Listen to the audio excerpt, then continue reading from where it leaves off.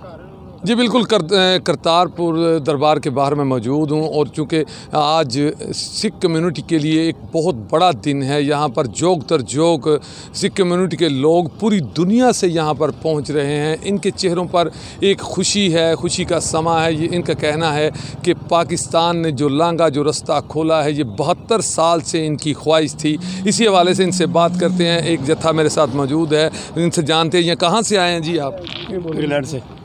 साडे ਜਿਹੜਾ ਅਸੀਂ ਗਰੁੱਪ ਆ ਸਾਡਾ, ਉਹਦਾ ਨਾਂ ਹੈ ਕਰਤਾਰਪੁਰ ਸਾਹਿਬ ਯਾਤਰਾ ਕਮੇਟੀ UK। ਅਸੀਂ 95 ਬੰਦੇ ਇੰਗਲੈਂਡ ਤੋਂ ਆਏ ਸਾਡੇ ਗਰੁੱਪ ਵਿੱਚ, ਹੋਰ ਵੀ ਹਜ਼ਾਰਾਂ ਬੰਦੇ ਹੋਰ ਆਏ ਆ। ਸਾਨੂੰ ਅੱਜ ਬਹੁਤ ਖੁਸ਼ੀ ਹੋ ਰਹੀ ਆ ਔਰ ਅਸੀਂ ਉਹ ਖੁਸ਼ੀ ਤੁਹਾਨੂੰ ਦੱਸ ਨਹੀਂ ਸਕਦੇ। ਜੋ ਕੁਛ ਇਮਰਾਨ ਖਾਨ ਨੇ ਲੀਡ ਲੈ ਕੇ ਕੀਤਾ, ਦੁਨੀਆ ਦੇ ਸਿੱਖਾਂ ਦਾ ਉਸਨੇ ਦਿਲ ਜਿੱਤ ਲਿਆ, ਮਨ ਜਿੱਤ ਲਿਆ। ਔਰ ਅਸੀਂ ਇਹ ਆਸ ਰੱਖਦੇ ਸੀ ਕਿ ਜੋ ਇਹ ਲਾਂਘਾ ਖੁੱਲ੍ਹਾ, ਇਹ ਇੱਕ ਸ਼ੁਰੂਆਤ ਆ।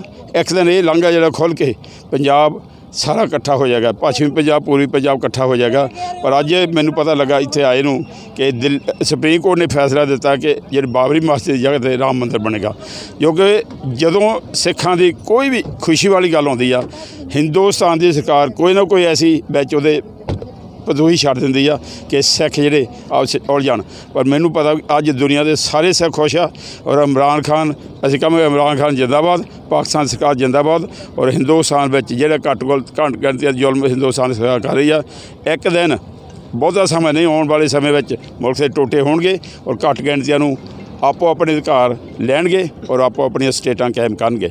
ਅੱਜ ਜੋ ਕੁਛ ਮਰਜ਼ੀ ਹੋਵੇ, ਅੱਜ ਲਾਂਘਾ ਤੇ ਖੁੱਲ੍ਹ ਕੇ ਰਹੇਗਾ, ਅੱਜ ਤੇ ਸਾਰਾ ਕੁਝ ਹੋ ਕੇ ਰਹੇਗਾ। ਕਿਉਂਕਿ ਤੁਸੀਂ ਵੀ ਆਏ ਹੋ ਤੇ ਅਸੀਂ ਵੀ ਆਏ ਹਾਂ ਇਸੇ ਕੰਮ ਵਾਸਤੇ। ਤੁਸੀਂ ਇਹ ਦੱਸੋ ਕਿ ਸਰ, ਆਮ ਤੌਰ ਤੇ ਜਿਹੜਾ ਕਿਹਾ ਜਾਂਦਾ, ਇੱਕ ਮਨਫੀ ਪ੍ਰੋਪੋਗੰਡਾ ਕੀਤਾ ਜਾਂਦਾ ਸੀ ਕਿ ਪਾਕਿਸਤਾਨ ਦੇ ਹਾਲਾਤ ਖਰਾਬ ਨੇ, ਉੱਥੇ ਨਾ ਆਵੋ। ਸਿੱਖਾਂ ਨੂੰ ਅਕਸਰ ਮੈਂ ਦੇਖਿਆ ਦੋਸਤਾਂ ਨੂੰ ਕਿਹਾ ਜਾਂਦਾ। ਕੀ ਮਹਿਸੂਸ ਕੀਤਾ ਪਾਕਿਸਤਾਨ ਦੇ ਹਾਲਾਤ ਦੇ ਬਾਰੇ 'ਚ, ਜਾਂ ਜਿਹੜਾ ਤੁਹਾਨੂੰ ਡਰਾਇਆ ਜਾਂਦਾ ਸੀ, ਧਮਕਾਇਆ ਜਾਂਦਾ ਸੀ? ਦੇਖੋ ਜੀ, ਇੱਥੇ ਦੇ ਹਾਲਾਤ ਬਹੁਤ ਵਧੀਆ ਆ। ਸਾਡੀ ਹਰ ਪਾਸਿਓਂ ਹਰ ਇੱਕ ਪੁਲਿਸ ਲੈਵਲ 'ਤੇ ਬੜੀ ਮਦਦ ਕਰ ਰਹੇ ਨੇ। ਜਿੱਥੇ ਵੀ ਜਾਂਦੇ ਹਾਂ, ਬੜੀ ਆਵਾਮ ਸਾਨੂੰ ਬੜੀ ਖੁਸ਼ੀ ਮਿਲਦੀ ਆ। ਅਸੀਂ ਇਸ ਗੱਲ ਦੀ ਬੜੀ ਪ੍ਰਸ਼ੰਸਾ, ਸਾਨੂੰ ਜੋ ਸਾਡਾ ਇਹ ਲਾਂਘਾ ਖੁੱਲ੍ਹਿਆ ਆ, ਅਸੀਂ ਇਹਦਾ पाकिस्तान का बहुत बहुत धन्यवाद करते हैं।